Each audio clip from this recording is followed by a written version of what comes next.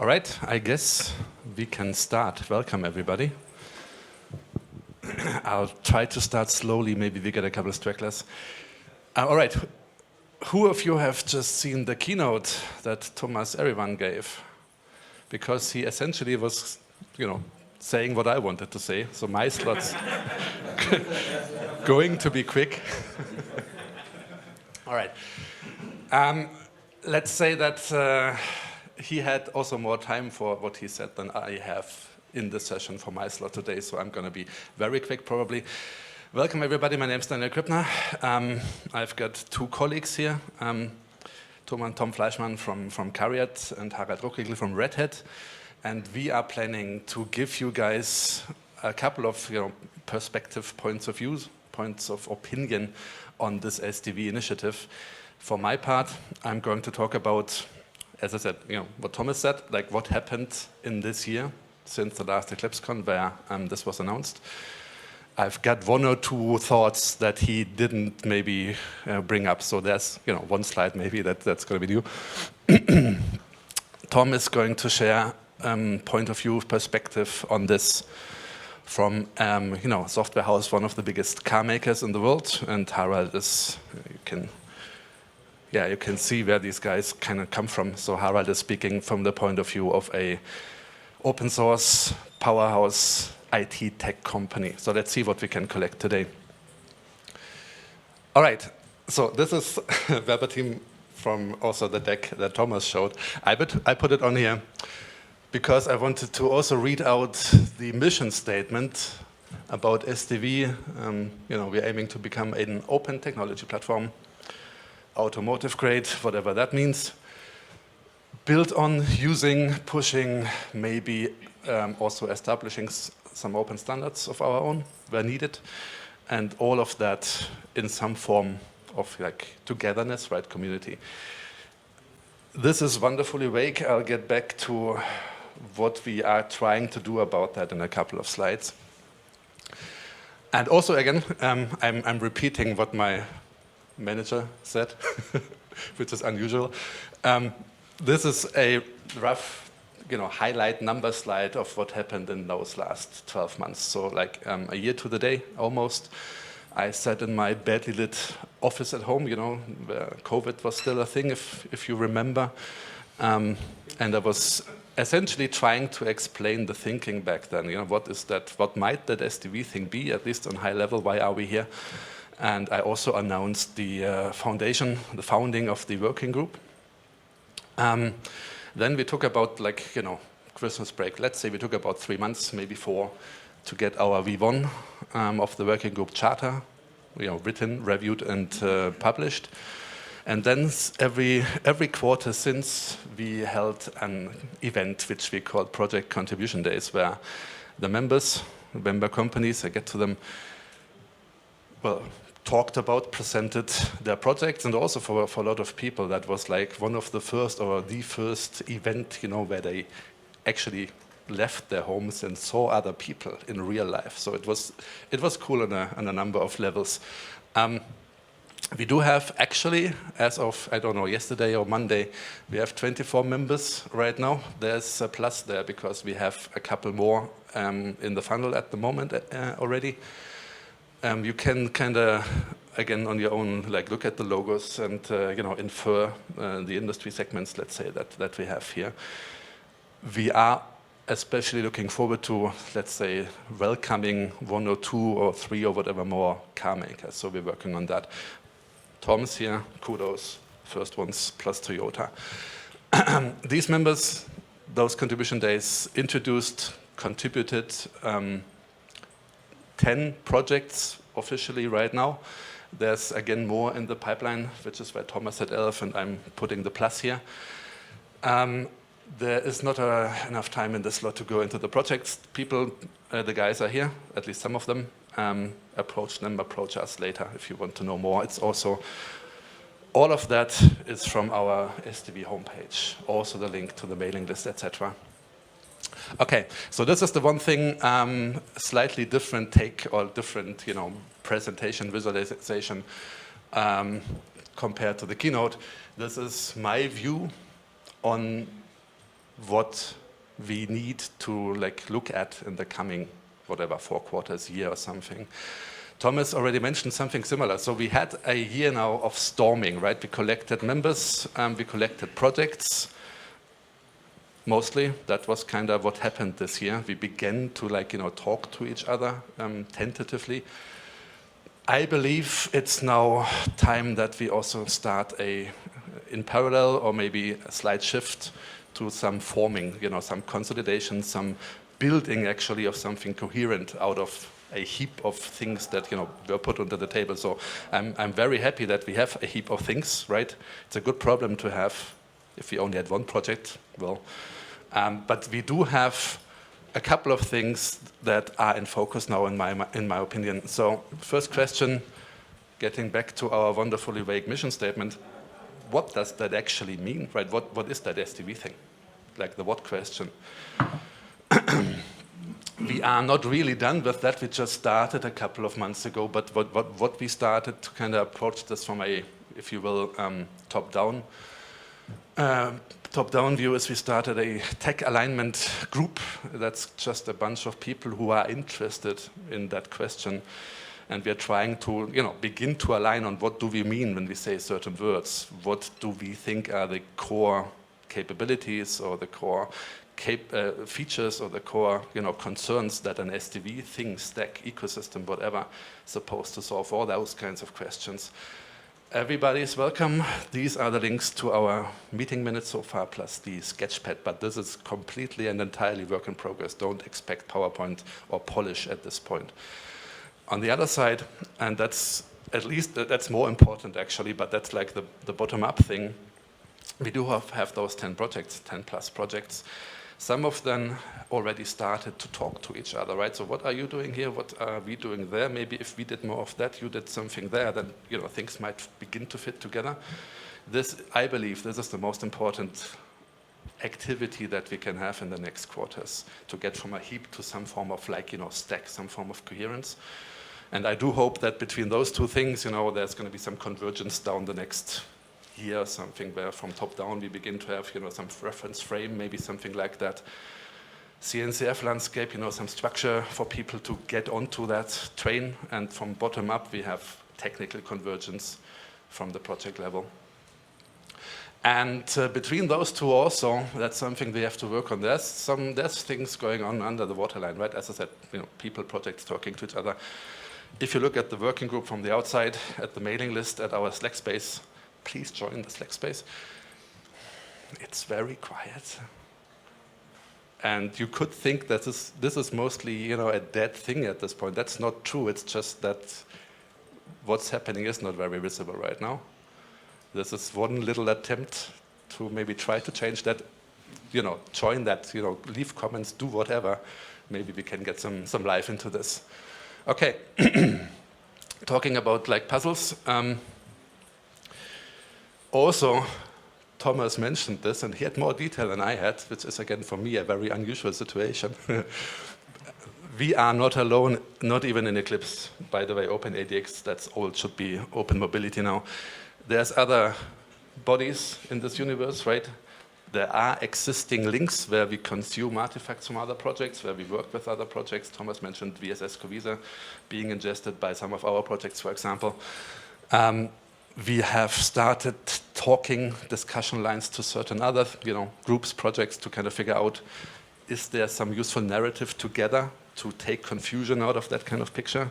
Starting to talk to AGL, so something useful that we can both have a part in, etc. Again, this is not a static thing. This will look different next year. So there is mergers going on. There's kind of movement in this universe.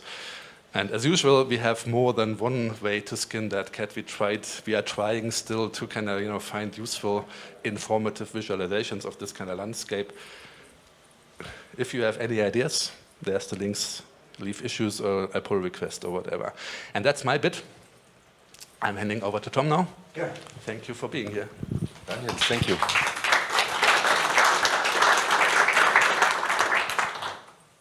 So just briefly, my name's Tom Fleischmann. I work for CARIAD.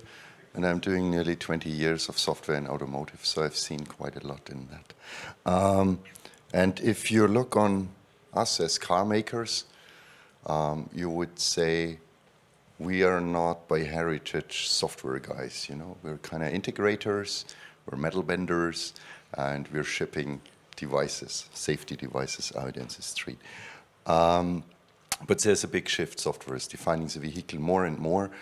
Therefore, we as CARIAD actually, we still aim to build cars, but we need a software stack that allows us to have less problems in SOP, start of production, project phases, integrate our ECUs smoother, and get functionality on the road out there quicker.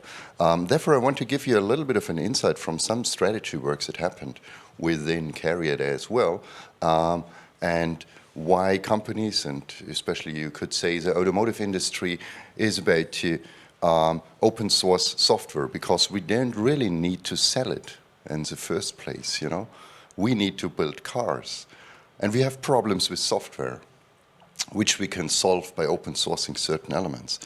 And it's really not only for the greater good of mankind that we're open sourcing software, you know.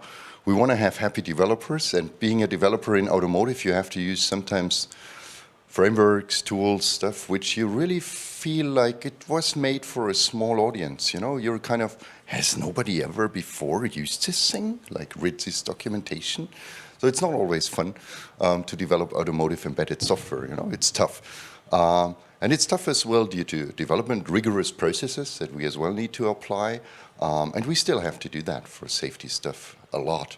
But there is as well a ton of software in our cars where we already yet use a lot of open source software, and where if we can contribute open source software outside, there is an effect that not yet is there in the automotive industry, because car makers traditionally have not done that. So why do we open source software? Like create, foster communities, we heard that. But we as well, and we see it in today's world, every day in the media, geopolitical threats are out there. So you could circumvent a certain amount of them by just open sourcing certain amounts of software and limit the risks that you're having there. Or you have the ability to respond to change, because we're bringing out a product that is on the road for 10 more years. And we have the liability by law to fix stuff on the road there, to monitor our products, and to have bug fixes and security fixes for that. So it's really the ability to respond to change, which is required as CVEs and vulnerabilities are popping up, not just new features. And as well, we can drive and support innovation in an independent ecosystem. That's why we are on the Eclipse Foundation.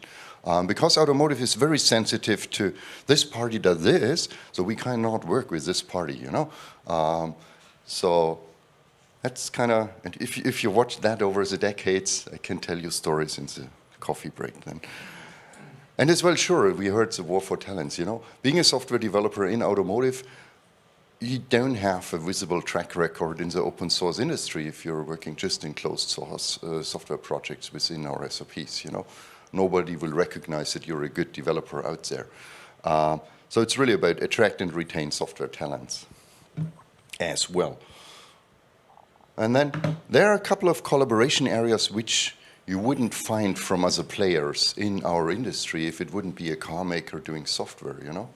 So we can do open source software for anything that we see where we need stuff in future to drive innovations, to exploit hardware that is potentially not even there yet, or to really focus on strategic themes where we have a dependency today that we want to solve in a decade. But as well, APIs and embedded software components. Nobody would buy a car because it was modeled with whatever tool or because it uses a certain container framework. Drivers don't care. But we care that we have a common functionality within our vehicles where it's easier for us to integrate stuff. And by just specifying it, and if you worked for Volkswagen, you'll get more than 100 documents specifying what you have to do in your ECU. QLAH is that named, and it's very important to really have detailed specification of how a distributed safety system works, but it's just paper and requirements. having this already implemented in software can tremendously reduce the time of integration and bringing all that together. There's definitely a thing where we would kind of refrain from open sourcing stuff, like the real differentiating elements in front of the driver, you know, like the stuff where we see this is a function which really creates a buying decision out there with users. You know, that's obvious field for competition between all car makers. But all the rest, and especially as well tooling, where we say all car makers need to solve the same problem, that's something where we say that could be open source, or we just open source it. And that was just a recent project proposal that went out from CARIAD, which is pretty much a tool to define the overall complete vehicle network.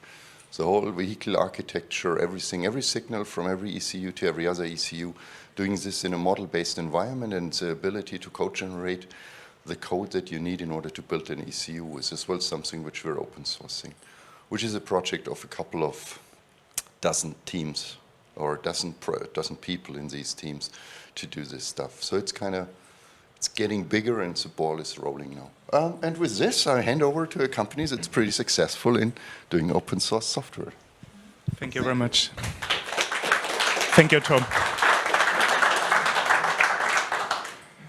So we saw the perspective from the Eclipse SDV and AUTOSAR and Bosch, and also, Tom, thanks for the insights on the open source focus areas from a CARIAD perspective. Now I want to bring in the perspective from a classical software company, which is, I would say, dedicated fully to open source. Yeah. So my name is Harald. I'm the automotive industry lead at Red Hat, and I think the interesting fact about Red Hat is that we are doing 100% of our business model based on open source. That means that every software product is open sourced and is available from a code perspective. And also, if we are developing something, we are bringing that back to the community. We have around 20,000 people, and half of them, 50% of them, are software engineers. And if you're looking now to the automotive space, as Tom explained, that it's necessary to focus from an OEM perspective to the differentiating functionalities at the top of the pyramid, here we can see where our space is for open source. So it would be the baseline where you say from an OEM perspective or a tier one perspective, this is not the differentiating functionality. The differentiating functionality is, for example, the customer-related functions, of course, autonomous driving, infotainment, digital cockpit, everything which is state-of-the-art and differentiating from an OEM perspective. But here we have a common base layer where we say, okay, there is a high interest to use open source and collaborative elements out there. And that is our sweet spot also for the Eclipse SDV there, where we say, hey, this is an area where we want to make stuff boring, we want to make that collaborative, and we want to provide very common basis for it, because we are convinced from an open source perspective that we gain vendor independence, flexibility, and scalability. We are convinced that innovation, state-of-the-art technologies are happening in this space. And as Tom and also Daniel mentioned, there's also the talent. The new software engineers are working in that space and want to be attracted there. And it's about standardization. The interesting question here is, how much would you say, from a percentage perspective, would you see there the commodity and open source space in automotive compared to differentiating functionality? So what would be your guess? 90%. 90%? Wow. Yeah. Tom, from a CARIAD perspective, your experience in your own company, what is usual at CARIAD? I don't say a number. So from a Red Hat perspective, I think Bosch is there also very, very open. So thanks for that. We see in automotive and also in other industries, at least 80% would be the basis for open source. And I think this is also important in discussions with our companies, that we have to be brave about the collaboration space. And the more we see as a collaboration and commodity space, the better it is also for our initiatives. Another aspect which is important, we saw already the solar system, yeah, with the different planets, the different initiatives for our automotive initiatives. We saw that in the keynote of Thomas. There are already existing initiatives, and we saw that in the past that already there were successful approaches for specification approaches like AUTOSAR, like the ISO standard, which is pretty important for function safety certification, to run real cars with software in production environments. Also SPICE as a development model. And now we have the new initiatives, and it's quite interesting how these are collaborating together.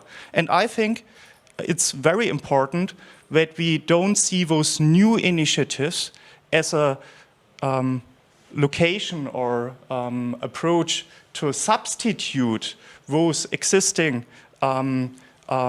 initiatives, which are more driven from a specification perspective. It's important to collaborate with. Both are necessary to be successful in that field. And the difference is now that the new approaches are focusing on open source and standardization through implementation, so it's a kind of code-first approach, where the traditional initiatives had the approach to specify and those things and go through documentation. What we see there is that also the traditional initiatives like AUTOSAR and also the ISO standards are opening up. And I think that is pretty important, that we have to work that these approaches are compatible to each other. We saw that AUTOSAR is opening the partner model for open source based companies. That's quite positive. And also we are working on the ISO standard, for example, the 26262 on a new standard approach. It's called ISO Pass to make that compatible for open source software. And in the end, this is our success model, that we are supporting each other. And of course, those specification standards are very important to be successful in our initiatives, open source initiatives like Eclipse SDV or SOAFEE and others. So if you're recapping about open source, and we saw that in the keynote of Stephen Wally, it's very important that we have an open source culture there. And with that, we have the possibility for collaboration, transparency. It's about working together, it's about trust, and also sharing of problems and working together fast. It's important to build that trust relationship to create sustainable communities, where it's not only about to use the topics for their own companies, but also contribute back. And I think that is a big advantage of open source and our initiatives, to have there a real, true collaboration space. But it's also important to convince our senior management about that approach, because we see in our components there are challenges from a legal perspective, from a procurement perspective, and to be open in automotive, it's not easy. We have there GPL version 3, where if you want to use software in the car, you have to open this software also for the end user. So we have to cope with these things, and it's quite a challenge. But we are convinced that the benefits outweigh far the challenges of open source. As mentioned, it's important that it's not about downstream, it's not about the usage of open source components within the Eclipse SDV and be there as a participant, passive participant. It's also important to upstream and give back. And that's important for a sustainable community. The participants have to contribute in the initiative and be active member. Here is an example, is a kind of upstream-downstream model, what we are using with our products. So as an example, with our flagship product, the Red Hat Enterprise Linux, which has a market share over 70% of commercial enterprise systems worldwide, Linux systems worldwide, there are upstream components. There Whereas the Fedora distribution, which is not owned by Red Hat and is very a collaborative space, which is in the end a kind of collection of different innovation projects, perhaps in the sense of Eclipse SDV. And then we are building on top of that an own product, the Red Hat Enterprise Linux, which is our downstream product where we have our business model and we provide then also the code for that in the communities. And we have also for that product our own partner community, the so-called CentOS special interest group, in which we are providing the binaries itself. So it's important to provide also in the downstream an open source approach, but if we are developing new functions in that product, it's very important that it goes the way back, that it's also integrated into these innovation projects and then also in the Fedora distribution itself.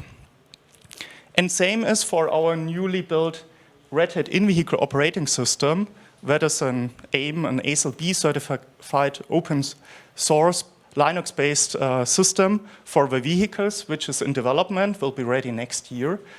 And that is also downstreaming the Red Hat Enterprise Linux and Fedora, and we have created an own community to provide the binaries and also our approaches back to the community. It's called CentOS Automotive SIG. So that's important, and if there are further developments in the own product suite, it's important to not create a forkware, but to have the sync to the ongoing communities and to the Eclipse SDV in the end. Good. And here is the last example of a successful open source approach, which is a great example for us to be successful in the Eclipse SDV. Thomas mentioned that in the keynote with the example of Kubernetes. Kubernetes was created by Google around 2016. And one success factor was that Google decided to open source that approach and bring that to the community under the Linux Foundation in the so-called Cloud Native Computing Foundation.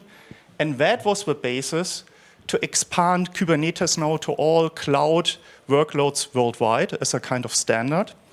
And this is our, I would say, picture to be successful in the Eclipse SDV, where we have a big picture with a framework with different capabilities in the cloud space. So for example, security or container runtime, and every provider has a space to provide their compatibility to that approach and give back their downstream approaches to the Cloud Native Computing Foundation. And with that, I want to end and open here the discussion for your questions. Many thanks.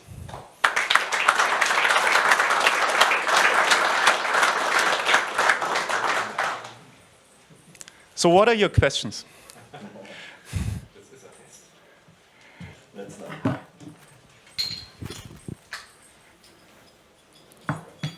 Who is interested to join the Eclipse SDV? Application forms okay, one question. You said the in-vehicle thing will be available next year? Yeah. Oh, wow. So you solved the problem to get ASIL-B? We are on the way, yeah. No, that's great news, because like from ELISA, I know you are active in ELISA. I thought it takes a little bit longer, so I was... No, that's the plan, and we are positive about that, and we shared that also publicly 2 weeks ago in the Exida Automotive Symposium about our progress for function safety. And also here it's important for us that we are working in the communities, for example, ELISA as an initiative approach, open source initiative approach, to provide their approaches for function safety for Linux environments. Yeah. That's great news. Thank you. Yep. I understand that it's the very beginning and projects start to work together, But looking at the last slide and the landscape picture, I would love to see a visualization of the various projects and how they interact and so on. So does that exist? I have to click in drafts.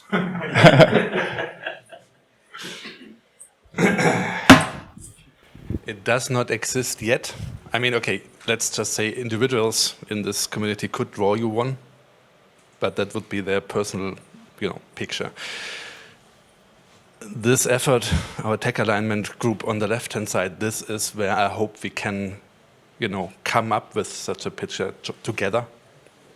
And that could be then, the starting point of that kind of landscape, but probably not that busy next year, let's see. But that is kind of one of my personal things. We need contributions and emotions and opinions there. So if you have any, please join that group.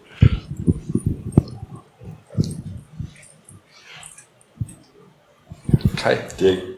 A question to Red Hat. Are you at liberty to disclose your ideas for a business model based on the Illegal operating system?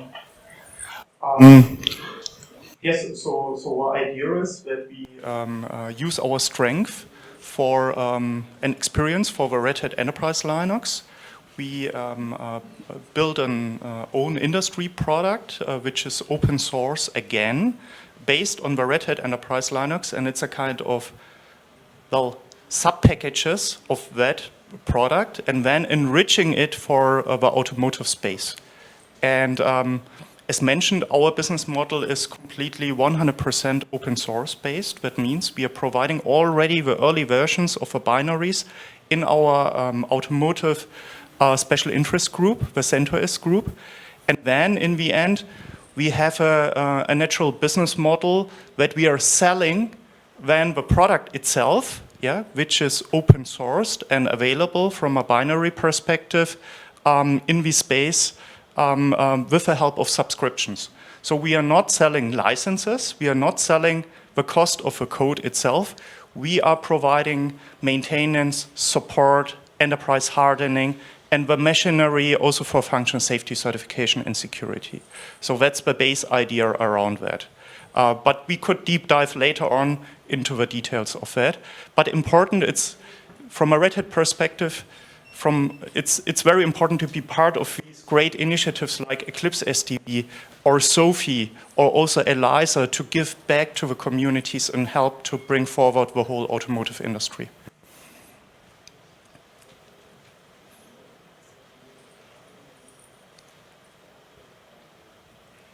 Other questions? Last question? Good. So we want to say a big thank you to you, and of course, happy to collaborate with you together on the Eclipse SDV. Thank you very much. And thank you, Tom and Daniel.